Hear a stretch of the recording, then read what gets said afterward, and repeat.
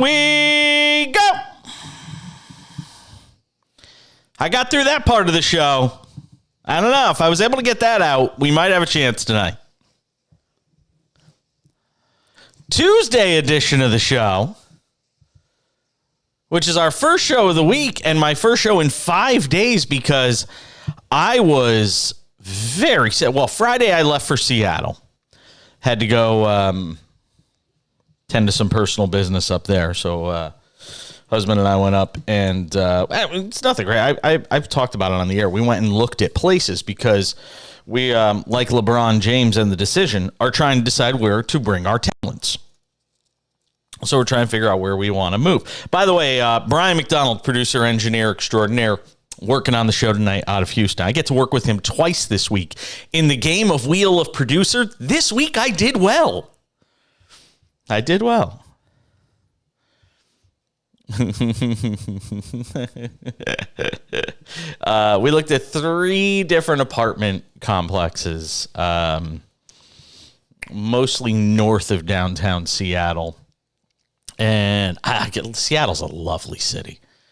It really is.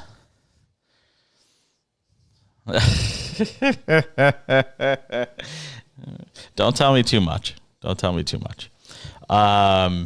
Yeah, actually, there's a funny game. Not Insidious. Is it Insidious? No. There's a game that takes place in. No, not Insidious. There's a video game. They've made 2 or 3 parts. They've made it in 2 or 3 things. And a meteor hits or an asteroid hits, and a guy absorbs alien powers. My husband was just playing it on the PS5. No, I know it's not Think. Well, yeah, but I don't. Man, I can't remember the name of the game. But anyway, so we went to Seattle. Spent literally 48 hours there, and all 48 of them, I was sick. So, yeah, you can't make this stuff up. You really can't. You just, I got through it the best I could. Tried to enjoy it, but not a fun couple of days up in the Great Northwest. But we did look at a few places, like I said. So we're trying to decide whether we want to stay here in wonderful Palm Springs, California, just a stone's throw from Los Angeles. 4 hours to Phoenix, 4 hours to Vegas, couple hours to San Diego. They do, but here's the problem. It is. But the reality is the state of Washington doesn't have mobile online betting. You could only bet, it's only brick and mortar, and the brick and mortar casinos are like a good 30 minutes outside of Seattle. So I'd have to go into those casinos, and it's just, I'll never bet on sports if I have to do that. Which my husband would be thrilled about, by the way. No, he would be thrilled if that was the case. But yeah, there's actually some interesting news in the sports betting realm that I want to get to tonight on the show. Jake Paul's sports betting company that he has a huge stake in, that he's an owner in, made some interesting news today. I want to get to that on the show and talk a little bit about that. The devil is in the details. And today was an interesting day in the Live Golf PGA Tour saga. So we'll talk a little bit about that and what it all means for, the state of play. Because now there's some people looking at the details that have come out. Basically, the draft, and not the draft, the actual legal paperwork on where this thing has actually emerged. And people are looking at it going, this looks like it could fall apart. There are people that think it might fall apart. So you never know. It's possible. We'll wait and see what's going on with that. So we'll get into that a little bit. I get a Yankee game to watch while we're on the air tonight. I'm very happy about that. Yankees and A's, which means the Yankees should get a sweep. Yes, which means the Yankees should get a sweep and a healthy few wins. Yeah, it amazes me. I know we're not on in New York, so there are some that would say this rant is wasted. No, truly. I mean, we don't have an affiliate in New York. So some would say that what I'm about to say is essentially wasted because of the fact that, people there aren't gonna hear what I say. But with that being said, sometimes I almost want to renounce my New York fandom because because as much as I love New York sports and as much as I love New York sports teams, the way fans behave there, the sense of entitlement, and I've talked about this a lot over the years, but the sense of entitlement from New York sports fans makes it very difficult sometimes to be a New York sports fan. It really does. Because, you look at the Yankees, who go and win 2 of 3 this weekend from the best team in the American League, and you would have thought the sky was falling. Yankee fans were losing their minds this weekend over the fact that this team won 2 of 3 from the Texas Rangers. Oh, we need to get rid of this guy. We need to get rid of that guy. We got to get rid of, Stanton's not hitting. Donaldson's not hitting. And by the way, on the Donaldson thing, I agree with you, Yankee fans. They should get rid of Josh Donaldson. They should get rid of Josh Donaldson. They should do the same thing to him that they did to Aaron Hicks. Quite honestly, Aaron Hicks is thrilled they did because he's gone to Baltimore and he's played like, a much closer version of Aaron Hicks of old. So I think the Yankees should get rid of Josh Donaldson. But, fire Aaron Boone, fire this guy. You're playing without the best player in baseball. You're playing without the reigning most valuable player of the American League. Look at the Yankees' record with Aaron Judge. Look at the Yankees' record without Aaron Judge. It's not even close. It's not, it is data that matches the narrative. They are not as good when they are missing the MVP. Some guys prove their value even more when they're not playing, and right now Aaron Judge is doing just that. So I don't want to hear Yankee fans. It's just, oh my God, like if they're not playing at like a 665 to 700 winning clip, the sky is falling.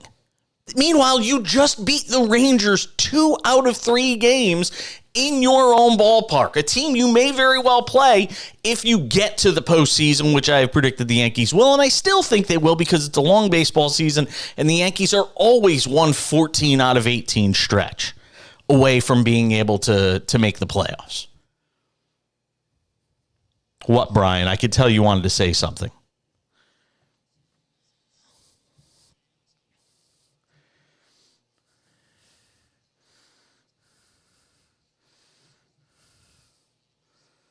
Oh, boy, it always comes back to the Astros. Here we go. Let's talk about enough about me. Let's talk about me. Great.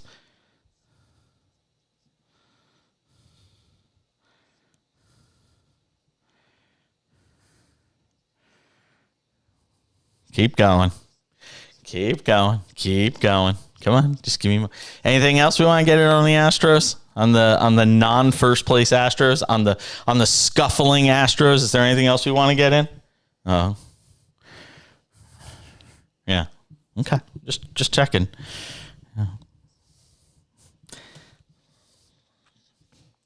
Yeah, well, I'm cranky. It's the drugs. It's the drugs.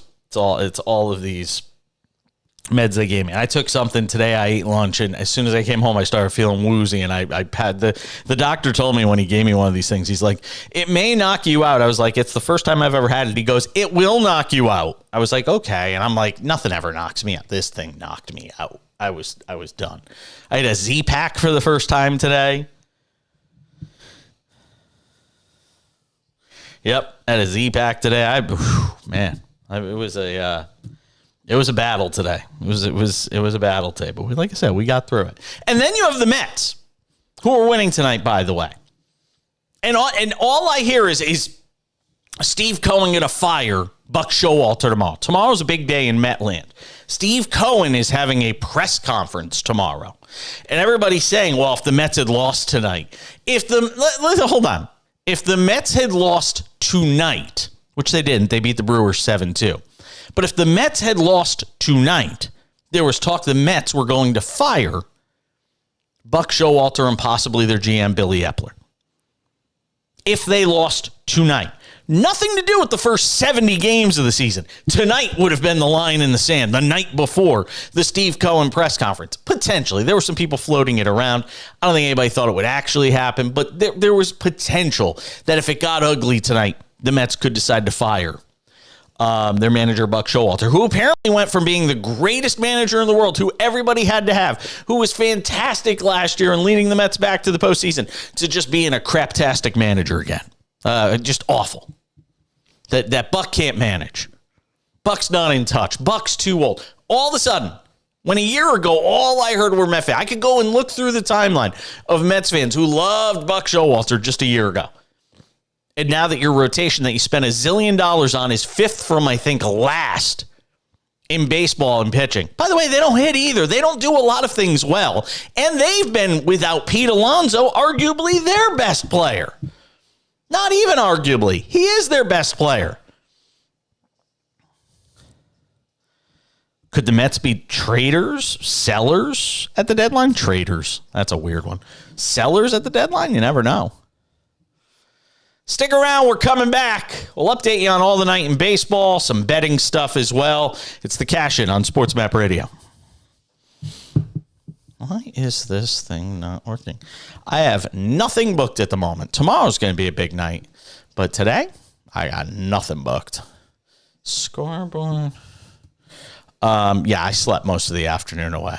I sent out a couple things before I went to sleep, and a couple of people got back to me. They were like, I could do tomorrow. I am on now. Are we not on the app? We're on the radio? What is this? No, somebody sent me a thing saying, are you having a show tonight? There is no sound. Yeah.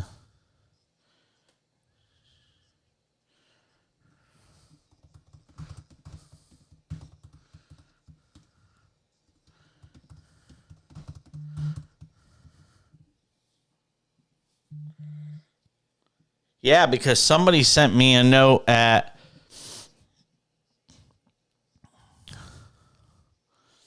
is this? Let's see.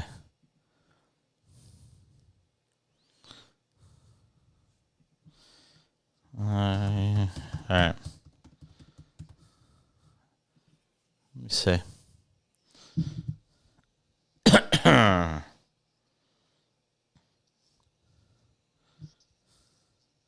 The app.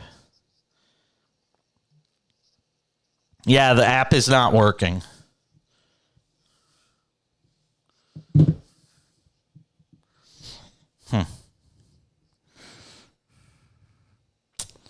Yeah. Yeah, somebody messaged me in Texas and somebody messaged me in California, both listening on the app.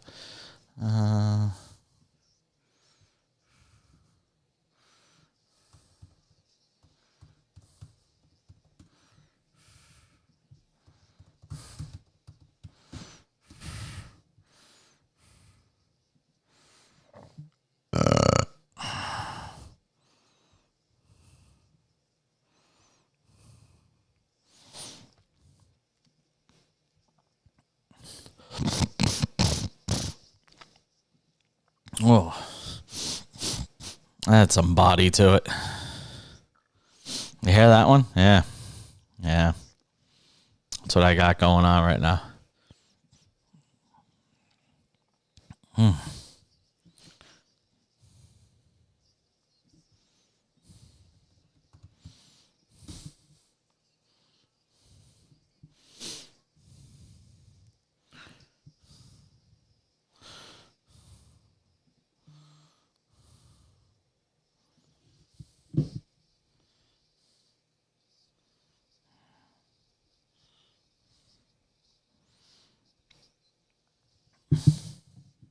This might be the most wasted statement I ever make. If you're trying to listen to us on the app and you can't, Well, then you're not going to hear this anyway, but we're having some issues with the SportsMap radio app. We'll try and get it figured out. There it is, the first one tonight. The first. You might get plenty of them tonight. Look, it's early. Give it time. You might get plenty of them tonight.